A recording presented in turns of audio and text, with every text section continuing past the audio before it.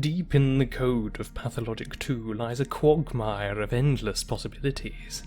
Line upon line of symbols arranged in a language unfathomable to mere mortals. Those words that could be deciphered spoke of strange connections, bizarre counterpoints that would both reveal boundless knowledge to the reader and simultaneously drive away their mind. But I did it. I have completed my quest, embarked into the files beyond the measure of man, and I have returned. And now, having thoroughly purified these small fragments of truth, I shall present them to you, in list form.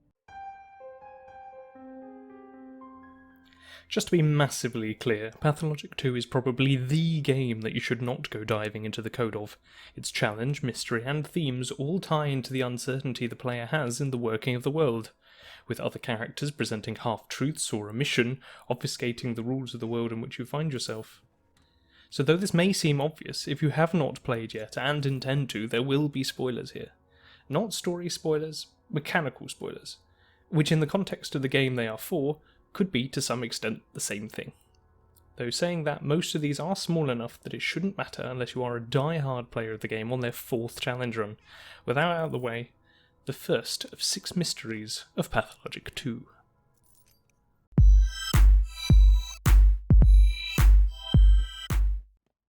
In a previous video, I mentioned how the in-game days get shorter over time. The earliest in-game hours are 4 or so minutes long, while those on day 10 are down to about 2.5 minutes, making the days flow faster. That opens a whole other question of its own. Does the rate of hunger and exhaustion go up in that time? Because if they didn't, then Artemy's getting less hungry and tired as the days go on. If you needed 5 hours of sleep on day 2 to recover your exhaustion, you'd only need 3.5 on day 10. By a combination of experimentation and code scanning, we find our answer. In the game files, we see that the interval between each hunger tick, exhaustion tick, and infection tick are constant. Relative to each other, they are always the same. But through experimenting with a very bored Artemy, I found that the rate that those ticks pass changes, exactly enough to compensate for the day's shrinking. So what does this mean? Well, it means that you, the player, have less time in the day to acquire food as the real time of each day shrinks. And the game helpfully makes Artemy's hunger, exhaustion, and infection rise faster in real time too. Yet another way that the game is happily throwing you under the metaphorical bus.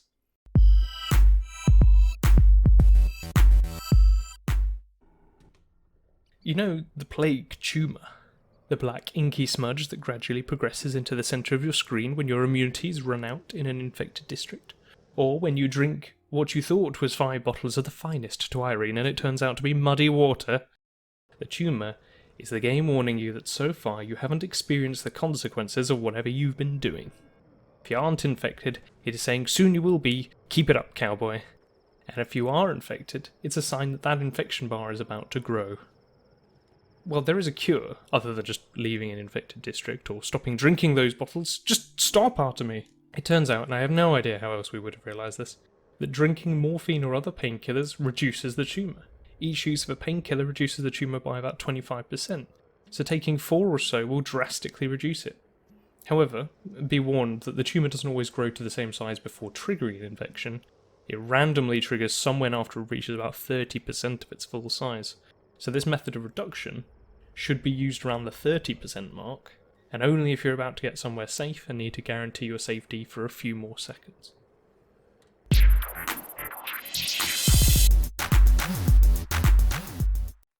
The infection growth is proportional to however much infection you already have. That's right, maths nerds, you heard me, it's exponential. And for those of you that don't know an exponential, it looks like this, which is bad. It means once that infection train gets rolling, you're on a highway to a soon-to-be-dead place. If your infection manages to reach 100% without you noticing, it removes 1/3 of your health every game tick. How are you still alive? Antibiotics remove infection proportional to the amount of infection there is too. A really good antibiotic, read here those made with brains and green tinctures, can reduce the infection by 80% of its previous value. But what this really all means is that there is never really a bad time to take an antibiotic. There's no benefit to waiting until the infection has grown before taking the antibiotic, because the rate the infection has grown is the same as the rate at which that antibiotic has become more effective. So what are you doing? Just take your damn pills and feel better already.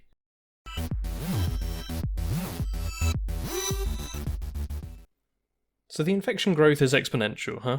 Is there anything we can do other than antibiotics to keep it low? And how does immunity fit into all this? Well, it turns out that immunity has very much to do with this. Originally, I thought all you needed to do was keep your immunity above your infection and you were all good, that somehow running out of immunity was all that mattered. But it really isn't. Another equation was uncovered in the files. Look, the code is pretty much entirely equations, this was to be expected. And it pretty much says, keep your immunity as high as you can while infected. The fuller your bar, the better. Don't worry about it passively reducing to half, it doesn't do that. Unless you're in a plague district or get hit by a cloud, it'll stay up. And if your infection is low and your immunity maxed, you've reduced the plague's growth rate by 80% per tick, hugely delaying the time until it reaches that super fast increase section of the exponential graph from earlier. Combine an early, strong antibiotic with a maxed out immunity, and you could probably keep the plague under wraps for a day, maybe 2 without any maintenance. That's pretty amazing in my opinion. Just see Artemy up there in the corner. He did this, and has been fine for 3 days.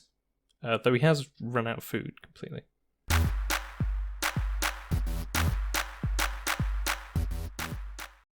Taking a break from plague for a while, as my doctors say I should, in the wiki and in the minds of many pathologic players, the antibiotics are fairly simple.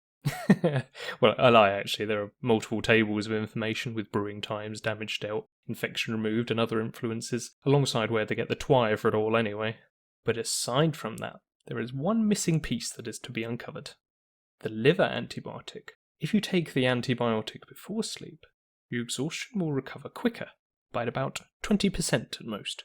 So 3 hours of sleep will do about the job of 4, if you don't mind the loss of health. If you take a morphine to maximise health recovery, you could trade a couple of herbs, 1 bottle of water, and a morphine for an extra hour of hunting around infected or looted districts. Just think of that. I really don't get how anyone was supposed to notice this though. The effect wouldn't be visible unless you underslept straight after taking the antibiotic, even though you just lost 50% of your health. Still, the time gained is pretty useful if you're aware of it. If you have the health to spare, consider sleeping an hour less.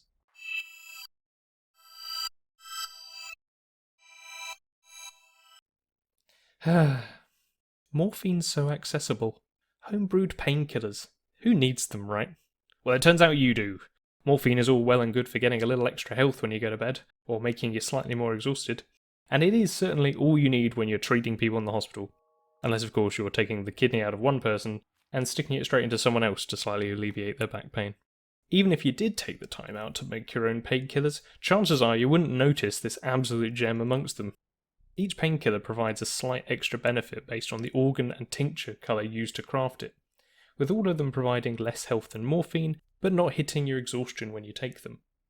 And naturally, the rarity of the organ used dictates how useful the side benefit is, as it does with antibiotics and selling price, right?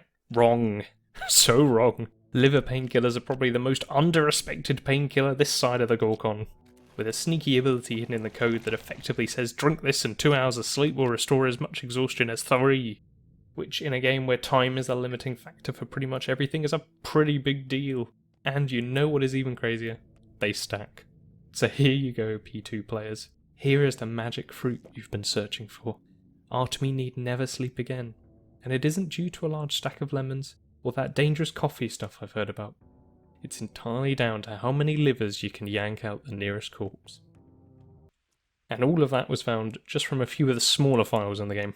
There's still plenty more to learn, and I'm sure someone out there has already gone and done it. If anyone here has found any other bugs, exploits, or just enjoyed the video, drop a comment below so we can all read in awe at the wonderful strangeness of this game and its community. Have a good time, peeps. Catch you soon. Bye now. Bye-bye.